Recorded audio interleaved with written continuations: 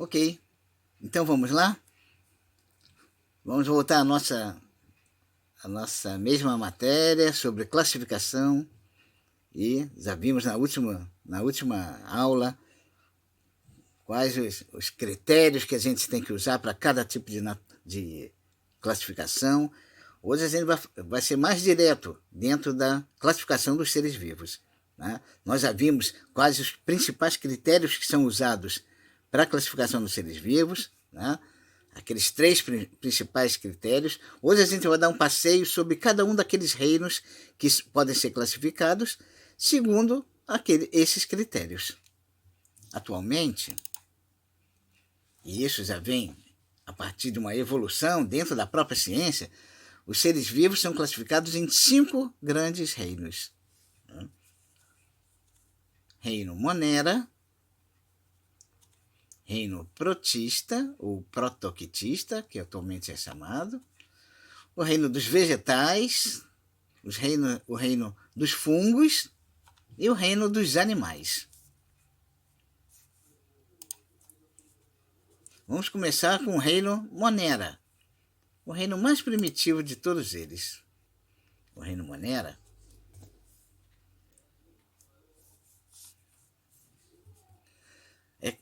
é caracterizada por células que não possuem o DNA protegido por uma membrana. Você lembra? A carioteca? Os moneras não possuem essa membrana. O DNA está espalhado dentro do citoplasma. Né? Quem é que forma? Quais são os seres vivos que formam esse grupo? As bactérias, tá? E as cianobactérias, né? São todas elas unicelulares, né? Embora aqui a gente veja um cordão, né? Um filamento de célula, cada uma dessas células dessas cianobactérias são independentes, são autônomas, né? Agindo independente das outras. Estão juntinhas assim, porque esse processo faz com que elas sejam mais primitivas e mais eficientes na natureza.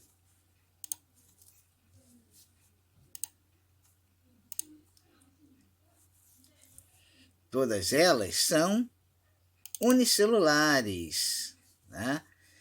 Embora bem simples, são muito bem adaptadas ao ambiente em que elas vivem. Né? As nossas células são células eucariontes. Né? Tem um núcleo, o DNA está aqui dentro protegido, enquanto que nas bactérias, os procariontes, o DNA está espalhado dentro do citoplasma, sem uma segunda proteção.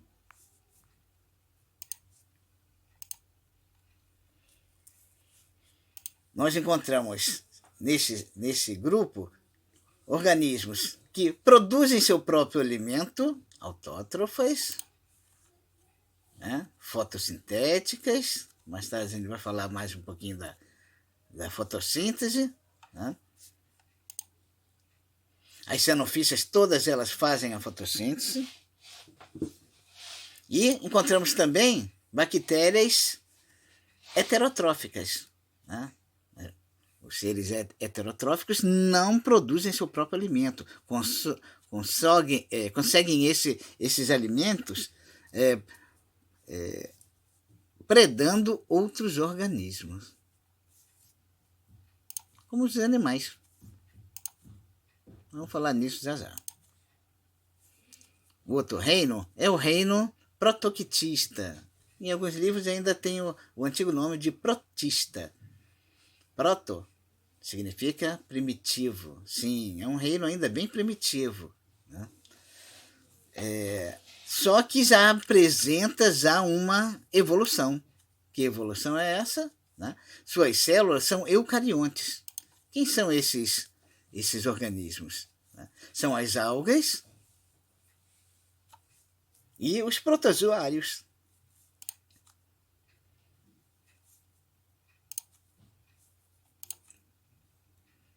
Olha aí.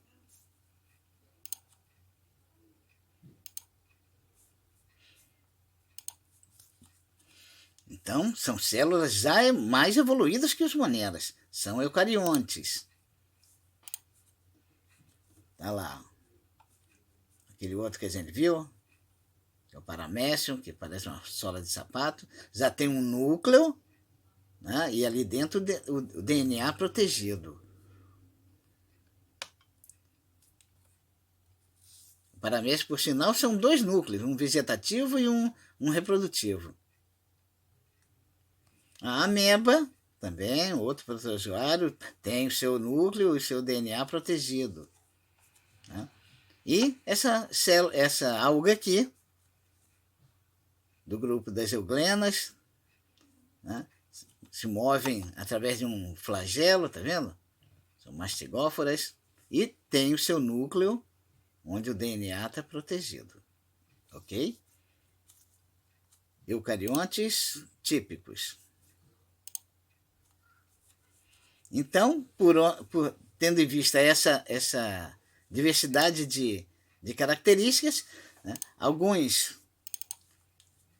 aqui eu tenho um ambiente marinho, lá da costa oeste dos Estados Unidos, né, onde tem algas muito, muito grandes, embora bem grandes, ainda são organismos bem primitivos. Né? A gente chama essas florestas de algas gigantes de kelpes, e esse kelp forma uma floresta mesmo, um ambiente bem parecido, né? Aí, ó, lontras, ouriços, né? Outros organismos que se utilizam das algas para se proteger, para se alimentar e por aí por diante. Também são organismos autotróficos, né? Produzem seu alimento através da fotossíntese.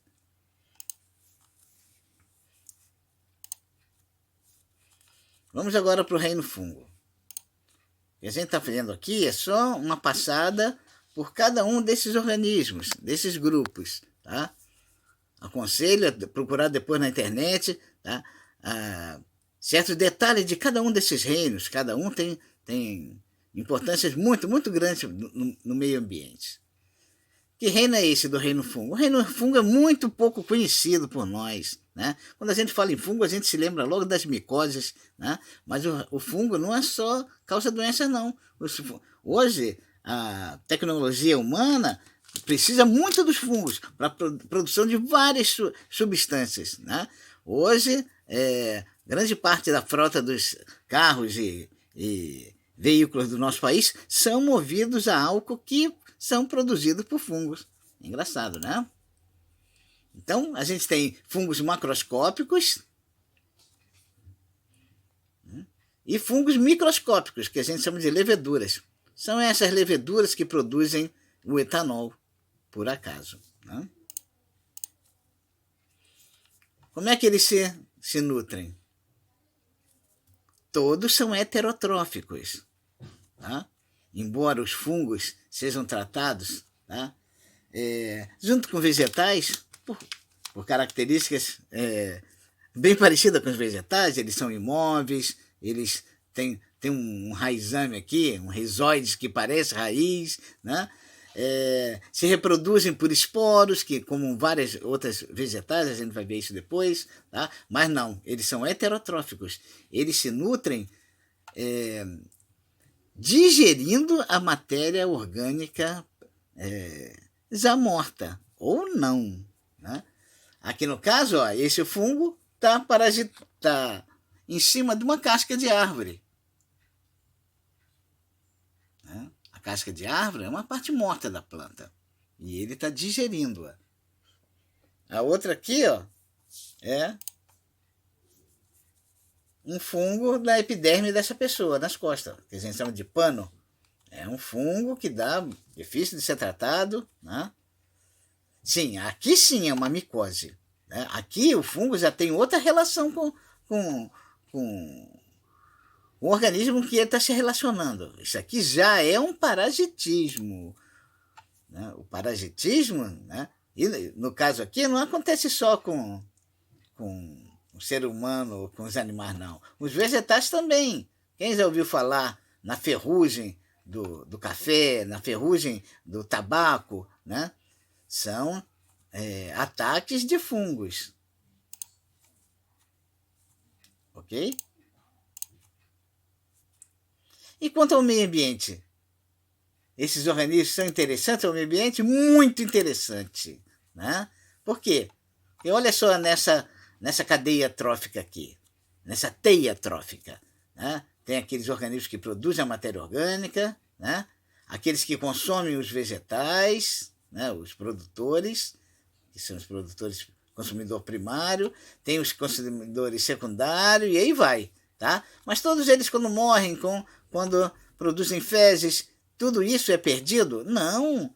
Isso é reciclado pelos decompositores, né, que se alimentam dessa parte viva e devolve para o ambiente, principalmente para os produtores, né, parte dessa digestão, que são os sais minerais. Ok?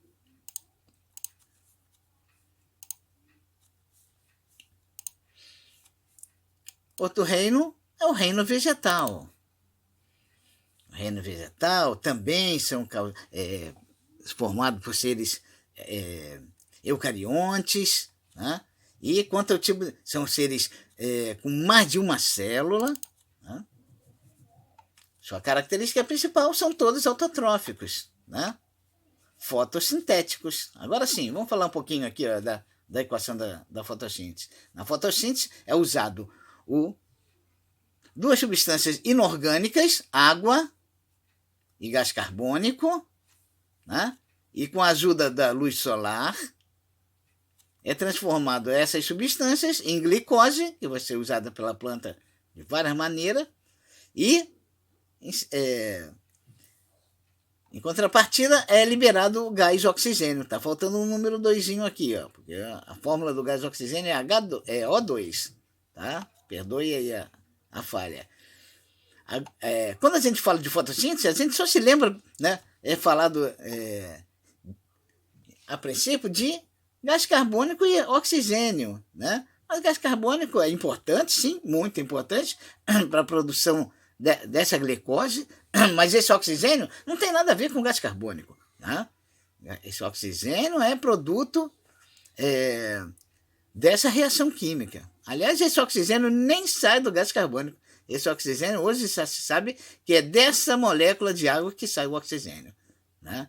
O hidrogênio vai sair daqui para reduzir esse gás carbônico e na produção da glicose. Ok?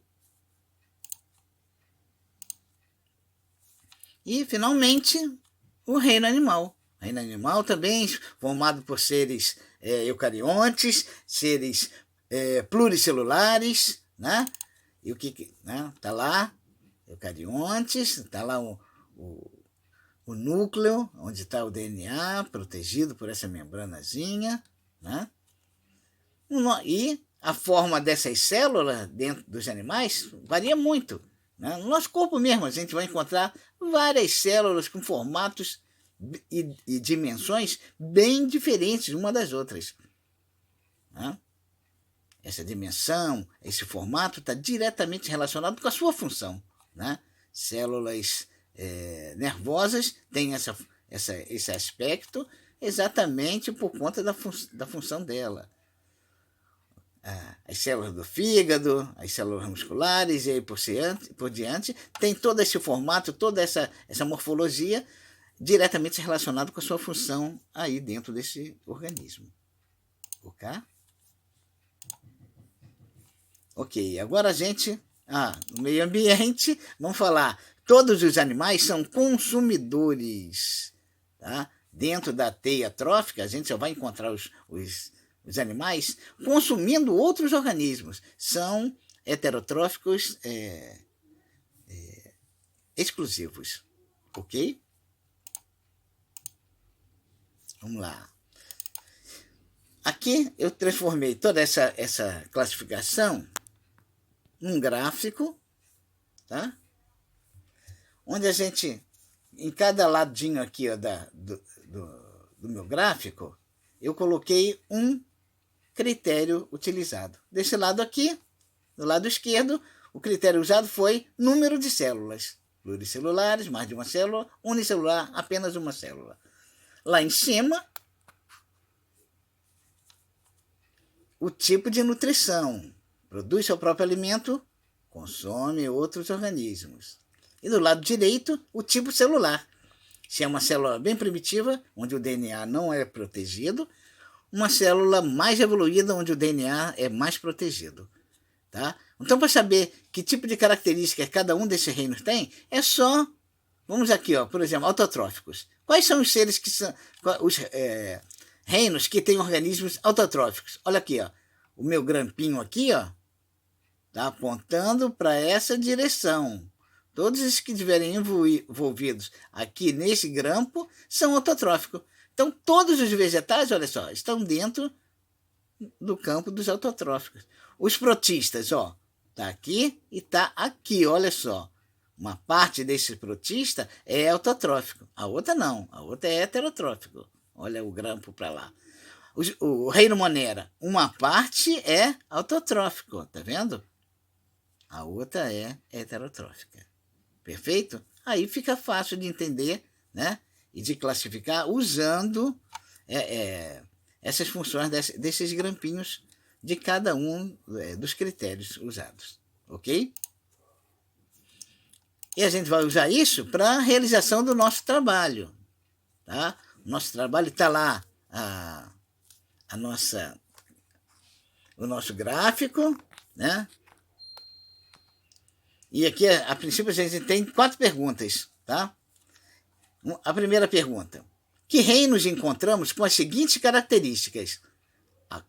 Acumulativas, ou seja, tem que ser essas características, totalmente essas características, tá? Aquele reino tem que constar com cada uma dessas características. Não é, quais são os autotróficos, quais são os eucariotos, não. Qual reino que é autotrófico, eucarionte e pluricelular ao mesmo tempo? E assim todas as outras perguntas, ok? A quarta questão, você que vai produzir, certo? Eu digo que responder é difícil, agora fazer uma pergunta é muito mais. Tem que estudar bastante, tá? Saber o que está trabalhando para fazer uma pergunta certa, ok? Faça a pergunta e dê a sua resposta também, ok?